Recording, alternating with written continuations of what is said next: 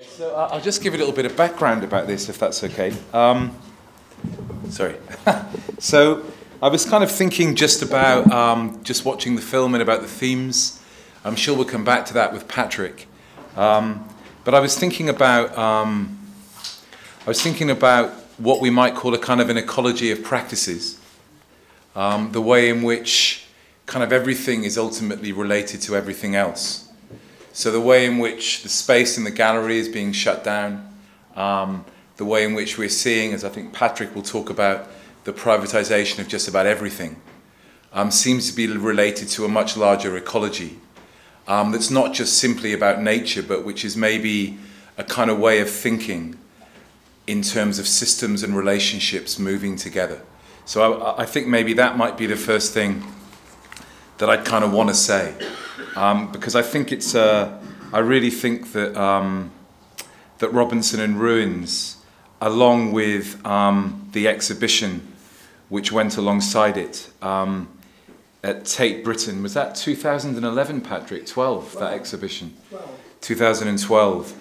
Seemed to be, as the film shows, that there's no way that you can ever kind of divorce a sense of environment from a sense of politics, from a sense of economics. All these things are kind of moving together. So I think that's really important to say. And ecology becomes kind of then a way of thinking all of these ideas of politics, economics and nature together. If anybody wanted a reference, it might be useful to look at somebody like Felix Guattari's Three Ecologies as something that would make sense of that. But I think that's important to say. I think what I'm going to do now is I'm going to just read a response to the film that I wrote when I saw the film. Patrick came. There's lots of references to Aberystwyth, and that's a kind of an experiment of privatisation gone badly wrong in the university sector. But there's lots of references to the film.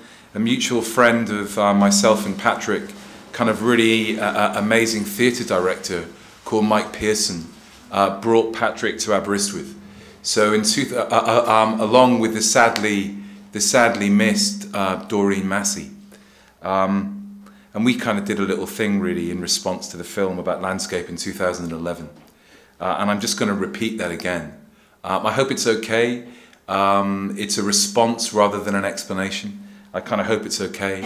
I think if I was to talk about the film now, I might talk about it in terms of a kind of ecofeminism, a kind of materialist eco-criticism, maybe through the prism of thinkers like Stacey Alamo, Donna Haraway, Elizabeth Gross and Claire Colebrook, maybe Karen Barad. I might think about the film in terms of that, but I didn't really know those thinkers at the time. The other thing which is maybe interesting to note is that when the film came out, it came out at the same time as PJ Harvey's kind of amazing album, Let England Shake. So in some ways, when I was watching the film, I was thinking a lot about PJ Harvey's album really at the same time. They seem to be in quite similar territory. And the idea of Let England Shake, I think, is very, very strong in Patrick's film. So this is quite a short thing. It's called An Allegory of Flowers, Robinson in Ruins. And as I said, it's a response. I hope it makes some kind of sense. It might be a little bit impenetrable, but maybe that's okay. Of all the philosophers who haunt Patrick Keeler's trilogy of Robinson films, the presence of the great 20th century German philosopher, Walter Benjamin, perhaps looms largest. In his writings, particularly the posthumously published The Arcades Project, Benjamin foreshadows many of Robinson's interests. Like Benjamin, Robinson, in earlier films that Patrick has made, is obsessed with cities, architecture, exile, natural history, melancholy, and of course walking, the flaneur, all of which interlace in a series of reflections on the poetics and politics of everyday life. As well as reminding one of Bill Redding's kind of incredible anticipatory book, The University in Ruins of 1996, Robinson in Ruins immediately conjures associations with Benjamin's hallucinatory writings on the crumbling porosity of Phoenician cities, such as Naples and Marseille, even if it's set in rural England. In the film, therefore, it comes as no surprise to find the narrator, played by Vanessa Redgrave, citing from Benjamin's 1929 essay on surrealism and introducing the idea of the profane illumination. These examples show how tempting it is to read Robinson and Ruins in and through Benjamin's ideas. However, while such a blatantly philosophical approach might contribute to an understanding of the film's themes, it would tell us little, I think, about its form, about the way in which Robinson and Ruins makes meaning and produces thinking, I'll say that again, produces thinking, out of a collection, an anthology, we might say, of sensible images and words. To grasp these issues and at the same time to say something about the relationship between landscape and image, something which I think has fascinated Patrick since maybe he started making films, a more oblique approach is required. One which attempts to read the film in terms of Benjamin's methodology. As initially expressed in his dense, I can never understand what the fuck it's about, as initially expressed in his dense introduction to the origin of German tragic drama, Benjamin's method of thinking is not to explain the meaning of a work or a thing by setting out and developing an argument or a thesis. Rather, in keeping with what is cited in this film, it looks instead to provoke an illumination, a sudden flare-up of meaning, which it does by creating a constellation or microcosm of fragments, and by allowing these fragments to gravitate towards each other. Benjamin's methodology of writing is aleatory, archaeological, and metonymic. Significance is found in assembling the bits, in also perhaps attuning oneself to a kind of to a kind of resonance and reverberation, and in using the part, the fragment, to disclose the whole. And with that mention of the fragment in mind, I'd like to talk about flowers. Primrose, cowslip, poppies, milk thistle, lord and lady, foxglove, dogrose. These are just some of the flowers that are represented in Robinson and Ruins. And if I mention them, it is because this film, and this seems different to me from London and Robinson in Space, presents us with what we might call an anthological landscape, a landscape in bloom. For me, the image of the flower in Robinson and Ruins performs an essentially allegorical role, by which I mean that it points beyond itself to something else, hinting at, without ever defining, a hidden meaning. In saying this, I do not want to suggest that the flowers connote such things as nature, or fragility, or fugitive beauty, or ecological disaster, or resistance. Rather, I'm interested in how flowers, and the longest shots in the film are shots of flowers, are emblematic of the film's compositional strategy, a kind of rebus for form.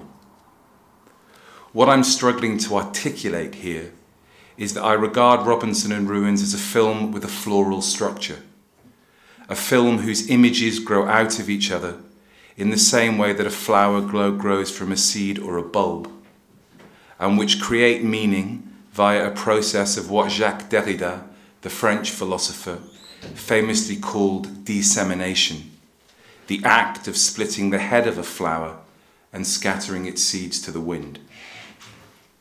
In French, and I'm just thinking of my friend David laughing his head off at this, possibly now. In French, the verb semer, which we hear in the word dissemination, means to sow. Robinson and Ruins is a film without a centre, a film without a spine. We are presented with a series of images and words that have little logical relationship with what follows on from them, and which digress and sprout, rather than evolve as such into a kind of narrative. No real narrative development is offered, at least not in any teleological sense, and the film is created from the most simple and basic of structures, Robinson's peregrinations through Oxfordshire between January and November 2008. Robinson in Ruins, then, to me is a film that makes meaning by scattering itself, and by doing so leaves itself open to a kind of play of chance, to the hope that the spectator might cultivate it, might let it grow. To let grow here means being willing to follow a thread, a weave, a tissue, or to change metaphors, to remaining attuned to the film's almost imperceptible play of rhythms, paces, and reverberations. And in this context, I think for me of what are the most unsettling images in the films. Poppies weaving in the wind, the petals of a white foxglove bobbing in and out of the camera's purview. The word anthology comes from the Greek anthologia, an etymology which establishes an immediate connection between horticulture and textual or cultural compositions. In Greek, anthologia means to gather flowers and to arrange them in a bouquet.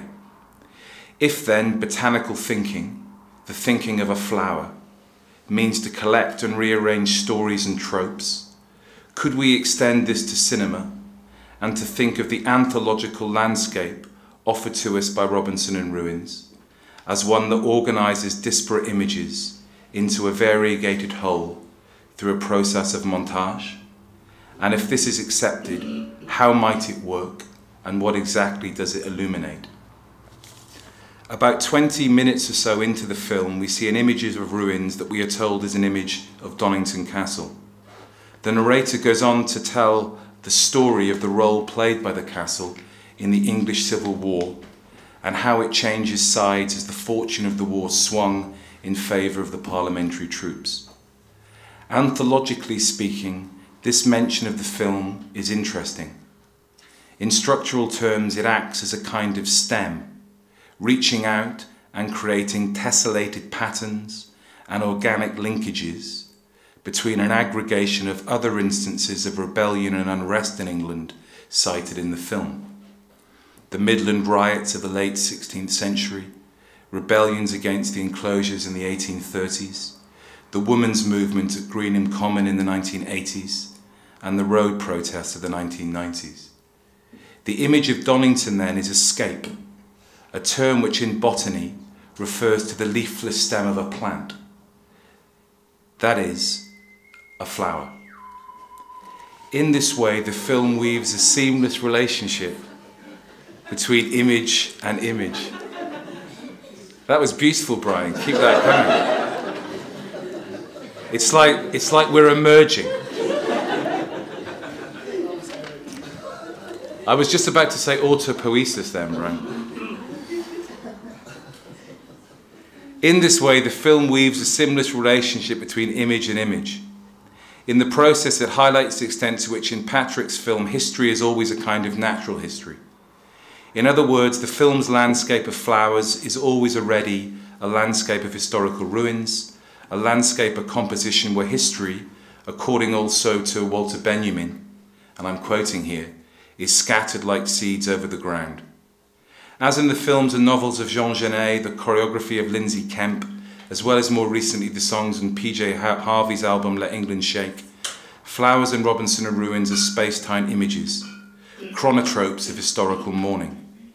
And the time that is mourned in the film's series of floral images is for me the period between 1645 and 1653, a short interregnum described by the historian Christopher Hill as a great overturning, questioning, revaluing of everything in England, a revolution which never happened, but which threatened to establish communal property, a far wider democracy in political and legal institutions, and might have disestablished and rejected the Protestant ethic. Hence then the great sad illumination involved in the anthological thinking of Robinson in Ruins. For if the film is an allegory, then it is an allegory of a flower that maybe failed to bloom, a history that never happened, a landscape of total injustice, an image of a past whose present is here, but whose possible futures have been defeated more than just abandoned. The only recourse, perhaps, is to do what Robinson does at the end of the film, just to walk away from it all, to embark on some kind of journey where perhaps other images, other revolutions are waiting to flower. I would like to finish on that word waiting, a word whose temporality is that of the present participle, a present that never reaches its destination. That is, in other words, a present as a kind of suspension, as an ellipsis. A politics, then, for a future whose capacity to deviate from what is links politics with ethics, with how collectivities might come to live together and live against each other. Thanks.